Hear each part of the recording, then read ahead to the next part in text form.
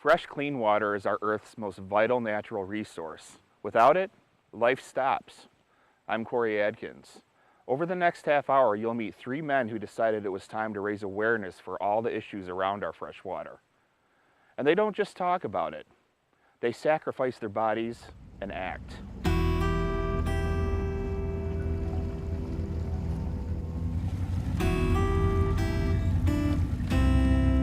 This is the look of pain. Freezing, every muscle aches. Physically, everything says quit.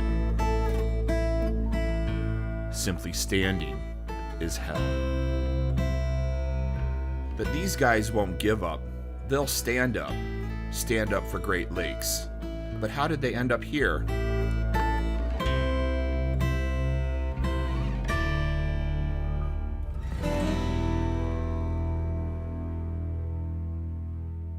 We love the water. We're here to do something crazy to bring about issues that are affecting our Great Lakes, the ever-growing issues.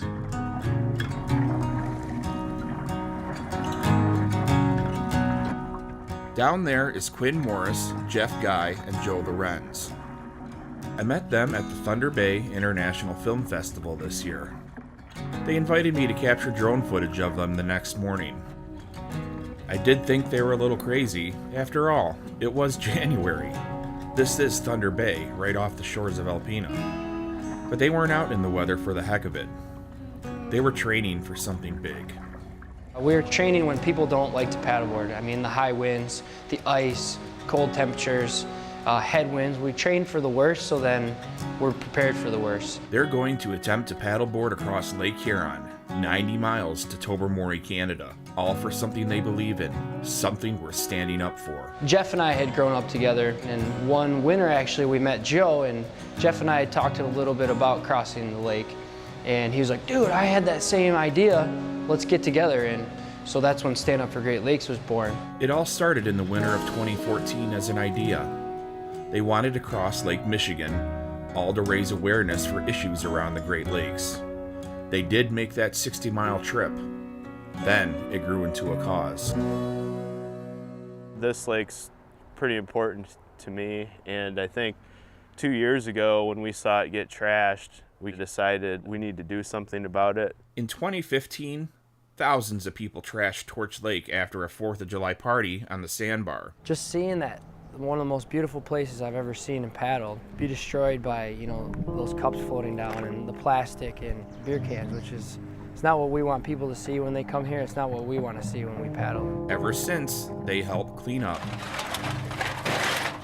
It makes me feel good. It makes me feel like we're actually doing something to make a difference.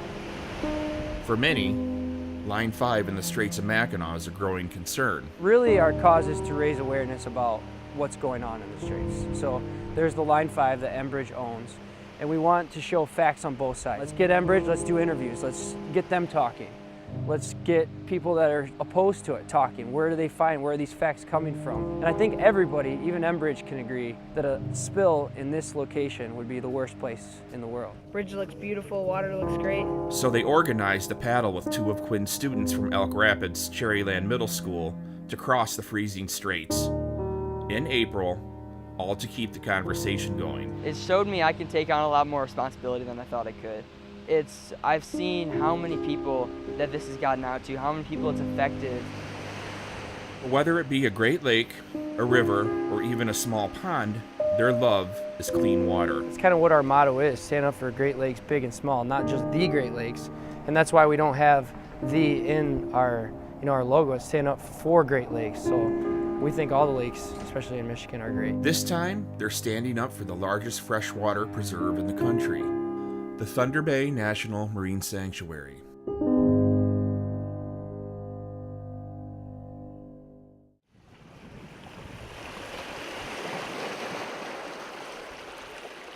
Thunder Bay National Marine Sanctuary is 4,300 square miles of Lake Huron, and below those waves is an incredible collection of the rich history of the Great Lakes. There's about 200 shipwrecks that are hidden below those waves, magnificently preserved by the fresh water of the Great Lakes. When the first European explorers came to this area, They called Lake Huron a freshwater sea. When people started settling and commerce started moving up and down the lake, many would find Huron is just as deadly as the oceans. In the heart of Lake Huron, Thunder Bay, off the shores of Alpena.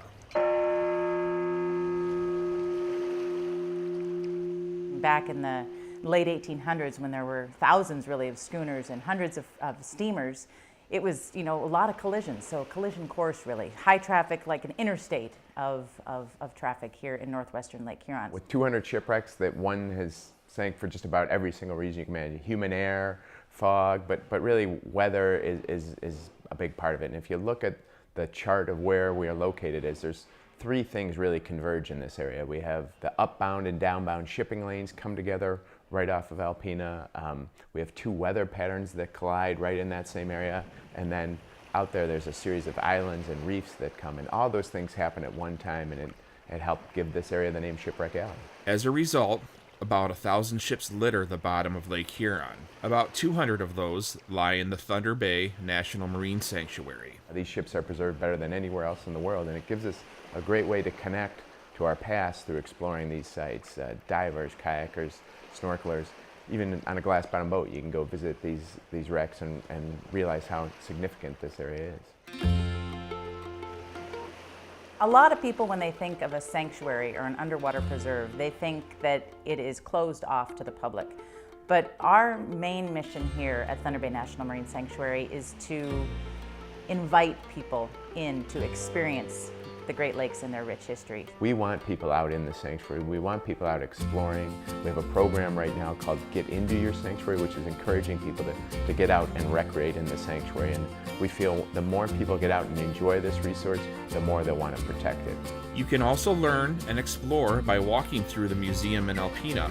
So whether it's a shipwreck, a beach, a lighthouse, or their museum, the Friends of the Thunder Bay National Marine Sanctuary want people to enjoy their natural resources. That's when Stephanie Gandula heard about the guys from Stand Up for Great Lakes. I saw on Facebook this team of paddlers, Stand Up for Great Lakes, had paddled across Lake Michigan, and I thought, wow, well, if they can do that, maybe they'd like to paddle across Thunder Bay National Marine Sanctuary. So I reached out to them and said, I've got a body of water for you guys to paddle across. Didn't know if they'd take me seriously or not, but had a great conversation with Quinn Morris, and that was a couple of years ago, and since then we've just been working really hard to make it happen.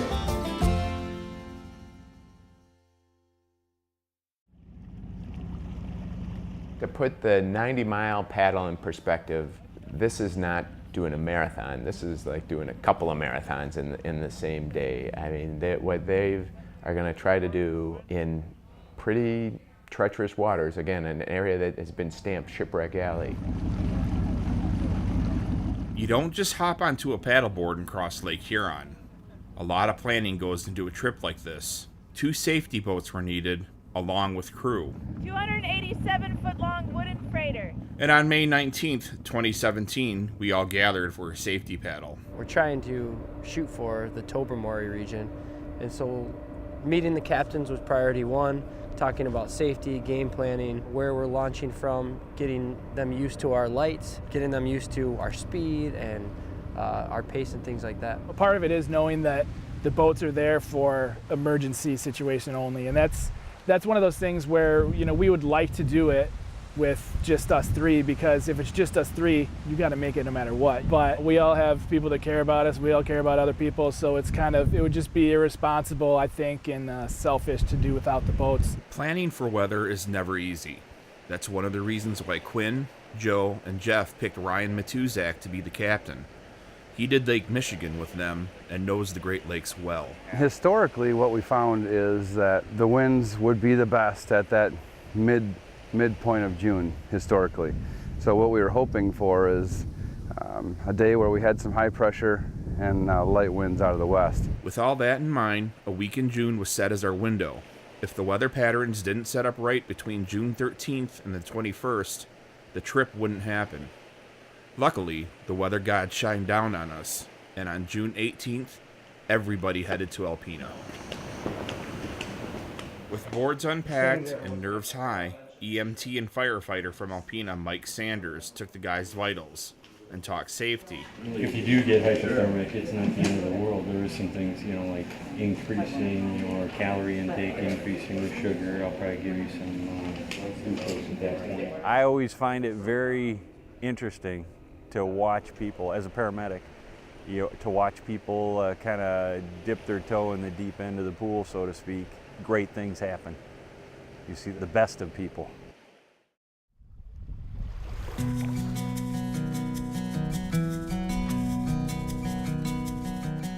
It's finally here, 2 years. Planning for 2 years and it's here. Nerves right now, for sure. The morning was finally here, June 19th, 2017. With the safety boats waiting offshore. Very nervous. Anxious to get going. That's good. It was time to go. Don't worry, we'll be all right. Joe will save me. You guys are all see you tomorrow, Joe. Love you, very proud of you. On the adventure of a lifetime. It's so awesome to be able to find a passion and be able to do something about it in a big way. Like being able to do something that we love so much is pretty spectacular. Only 90 miles to go.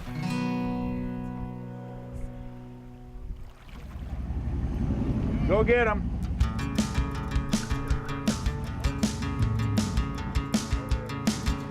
The day started picture perfect. It was super nice. It was a little windy, but it was a perfect start. When we first started, it was great. I mean, we were having fun, it was sunny, we were getting a little bit of a tailwind. Our spirits are really high. I mean, couldn't ask for better weather, better waves, better start with that wind. I mean, it's awesome. And as luck would have it, they got to take one of their first breaks over one of the shipwrecks they're standing up for, the 173-foot Ogarita. She sank in 1905 because of a fire. It was like 90 feet down, but we could see straight down and we paddled right over that sucker. That was real cool. Seeing a shipwreck in Shipwreck Alley, it was amazing. And to be in the National Marine Sanctuary and we're paddling across it and it's a lot bigger than it looks like on a map. It wasn't just Joe, Jeff, and Quinn having a good time. Elmo and I picked out some lures we thought would probably be fun, and that sure turned into some great entertainment. The paddlers got to watch us reel in some lake trout. Yeah, my friend. And the next thing to happen, I swear you couldn't script. We were really trying to get that steelhead bite, and so we got one coming across Huron, and the great thing was I'm hollering to Jeff as Stephanie's trying to reel for us that, hey, the fish is coming, because I could see him jumping behind Jeff. The next thing we know, the steelhead jumps right on the board with Jeff. Jeff guy extraordinaire caught this fish. Look at that. Oh man. Looks like a steelhead. Bring that thing here. Steelhead, bring it in. He's putting it under his neck. Then, Go! It's gone. He lost it. That was awesome. I couldn't have been. That was fantastic. He thought he was going to get rescued, maybe, Oh, he was about to get rescued into the grill. into our belly.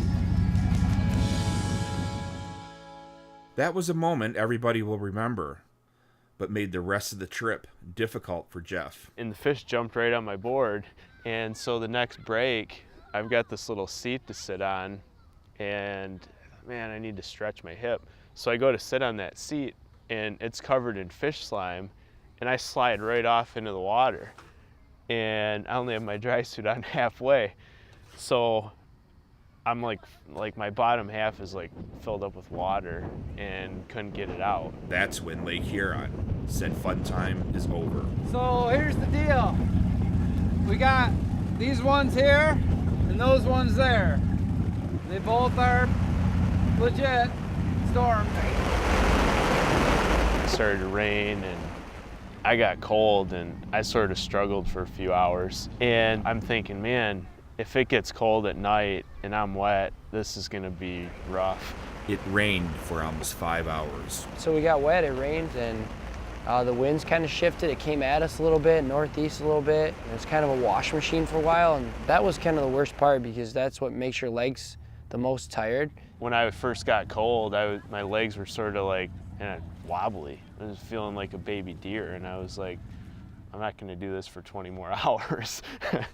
And Quinn looked over at me one time and started laughing. I go, what? And he said, you're like wobbly. And I actually got kind of pissed off at him. And I said, all right, enough of this. So that's when I went off on my own for a while and mentally got back into it, but also then got warm again. How about this? When's the last time it's gonna rain? It'll be later today. Well, going into the later portions of a day being wet is a bad situation. Any opportunity to dry off is very key. Once that sun sets and you're moist, it's going to get colder out there. We're going to be whatever the temperature of the water is. I'm just trying to time out being able to see if I can dry out before night. Night was coming, and it seemed like the rain wasn't going to stop. Being cold and wet at night could cause hypothermia and end the trip. Then Mother Nature threw them a bone. And then we prayed for some dry weather, and that's what happened. The skies opened up. I was so worried about trying to be dry for nighttime that I had my dry suit down to my ankles and was just trying to air everything out. We got some dry weather and we got to dry out. I pulled my dry suit down to about here so my whole upper body could use that wind to dry out. We're sitting here floating around over the deepest part of Lake Huron right now, 730 feet, at least one of the deepest parts. Then the perfect sunset happened. The lake provided them a moment that will forever be seared into their memories.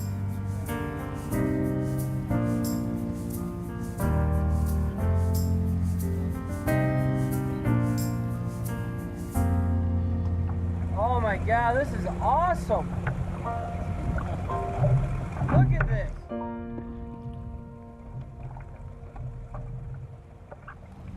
I was trying to live in the moment, you know?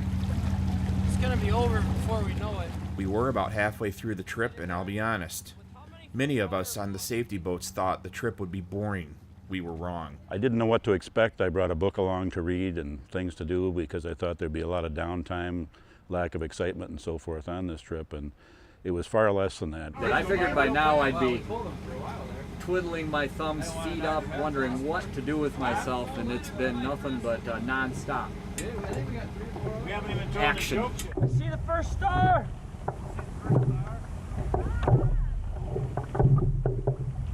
They're all over.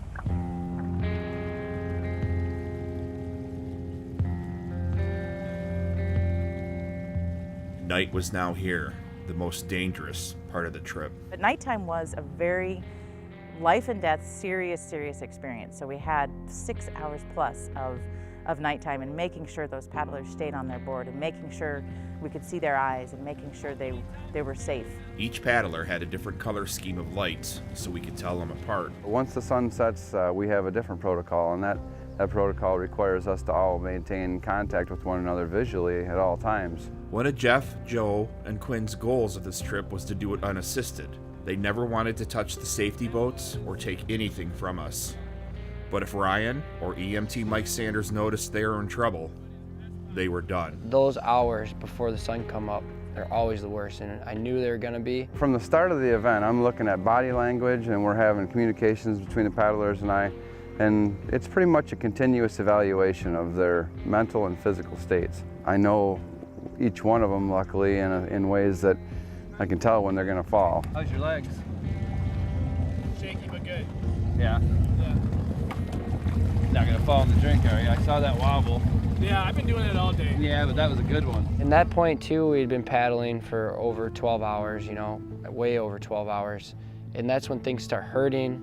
You can't see really anything but lights. But not a lot of light. They did have the comfort of the blue light from the second safety boat, but other than that, nothing. Imagine being hit from waves you can't see on a paddleboard in the middle of Lake Huron. It just takes a toll on your legs, you know. It's just like over time, you're just getting fatigued. Your joints are killing you, you're really cold, and these waves are like knocking you over. After this hour, it'll be 20 hours. On the safety boats, we constantly asked, "How you doing?" maybe to an annoying point. You could tell, you could see it. You could see that physically they were still okay. Mentally they were starting to draw down a little bit. Sometimes you're just tired. You're tired to the point where you don't want to respond to anything if you're not doing that great, but you still just need to keep going. Since somebody keeps reminding you that you're not doing that great, it could be, you know, like not demoralizing, but can kind of get you down a little bit. Pretty much is the one we really got to watch right now. He's going to be a tough guy right now, and I think he is pretty tough. We just need to make sure that he doesn't get outside of our area. Everybody needs to kind of keep an eye on them, just make sure that they don't slip in the dark. And the more waves came and the more that all three of them really looked tired, the more concerned that I was for the guys. And I snuck the life ring right next to the seat. The guy didn't let the guys see it, but we had the life ring right there, and everybody was in place with dry suits. Over on the safety boat, our EMT was ready to jump in for a cold water rescue. We never told the guys that, but we were ready. One paddle at a time. That's all I was thinking of, you know, watch the board. Because I was feeling it too, you know, you get kind of like delusional. You're like staring at the same thing, the same noises, and that's when it becomes important to talk to each other. The night seemed to last forever. At 3 a.m., EMT Mike gave them a little pep talk. Their color was pretty gone at that point. So I said, you have to do it. For now and for the rest of your life, this commitment will mean so much to you if you finish it. He basically just pumped us up big time.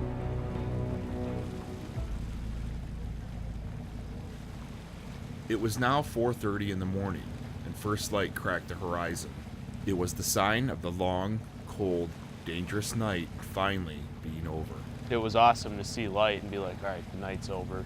But I thought when as soon as we saw light that we'd see land, and we didn't see land. We're in the rain.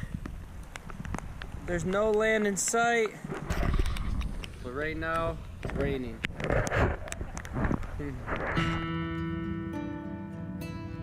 Still no land in sight. Their brotherhood kept them going.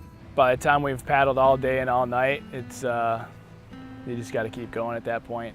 Then, Lake Huron offers the guys a reward. Like the sunset, the sunrise, we needed that big ball coming up, and we did have an awesome rainbow though. It was probably the biggest one I've ever seen in my life. But for everything the lake gives you, she wants something in return. Exhausted, weather beat, and mentally drained. Mistakes can happen. The waves started getting heavier, bigger.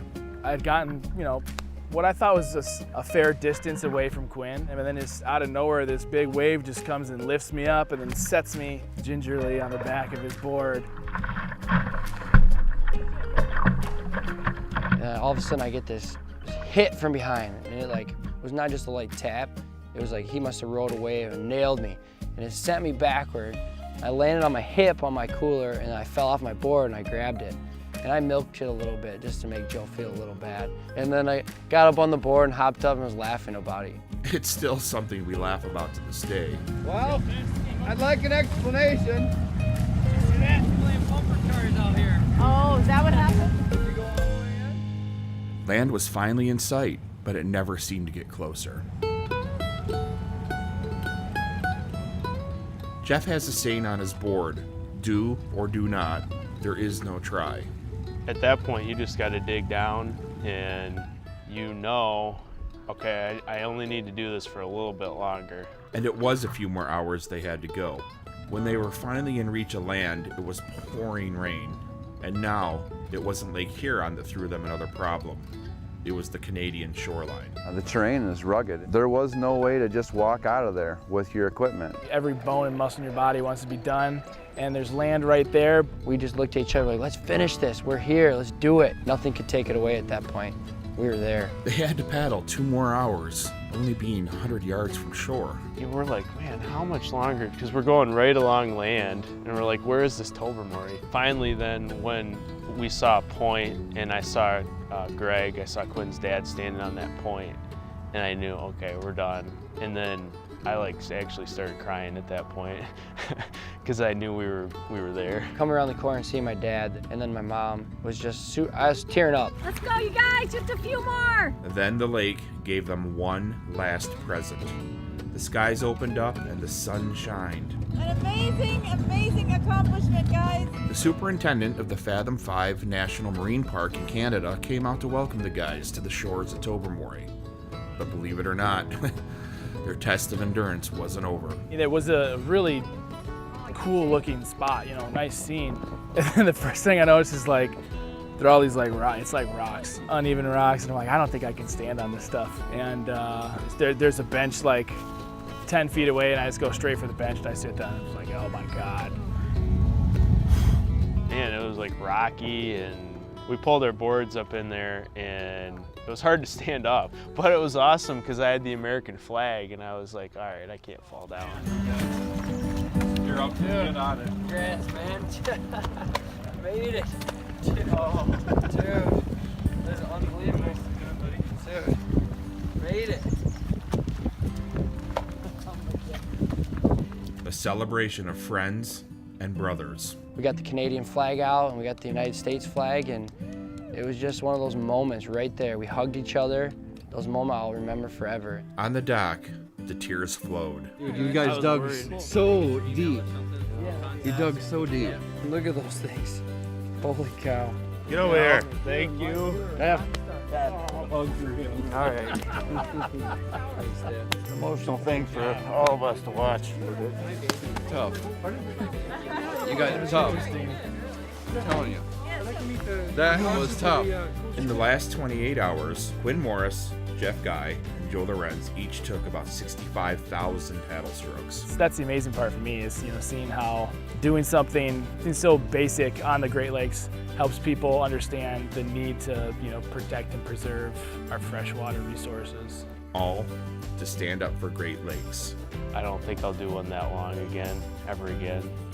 But to look back and say, we paddled 90 miles in 28 hours, not many people can ever say that. This is what we brought for you guys. They ended up raising $7,000 for the Friends of the Thunder Bay National Marine Sanctuary. For the guys to have dug as deep as they did to do that event for the reasons they're doing it just says a lot about their character and how tough they really are.